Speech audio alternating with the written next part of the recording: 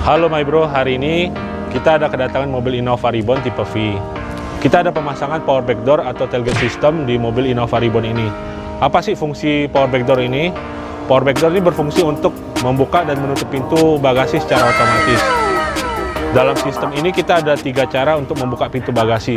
Yang pertama, kita bisa buka pintu bagasinya dari tombol bawaan mobil seperti ini.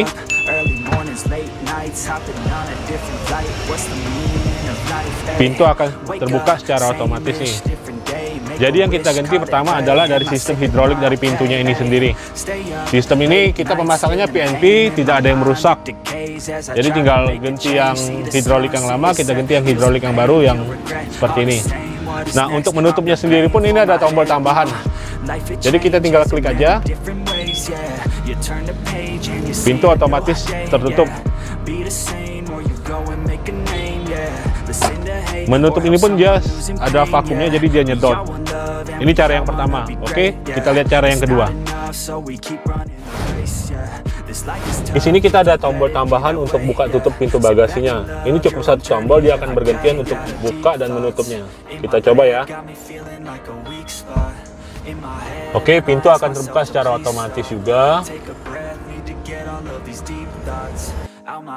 Kita pijit sekali lagi, dia akan langsung nutup.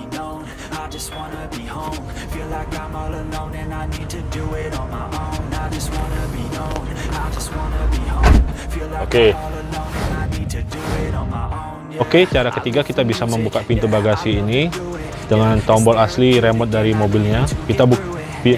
Kita pijit tombol ini 3 kali. 1, 2, 3.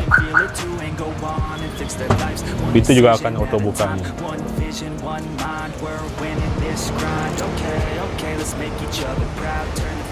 Untuk menutupnya sendiri pun kita tinggal pijit lagi 3 kali dari tombol ini. 1, 2, 3. I holler out loud cause I'm crying out in agony. I just wanna help people, yeah, cause we all just equal, and we all just fearful, those who deceitful, yeah, if we all just work hard, yeah. Oke, dari ini kita ada penambahan kick sensor. Ini cara keempat untuk membuka dan menutup pintu. Bila Anda dalam posisi seperti ini, lagi membawa barang, mau masukkan barang ini dalam bagasi mobil, kita akan kesusahan untuk membuka pintu bagasi. Jadi kita ada cara yang praktis lagi nih. Oke, itu namanya kick sensor.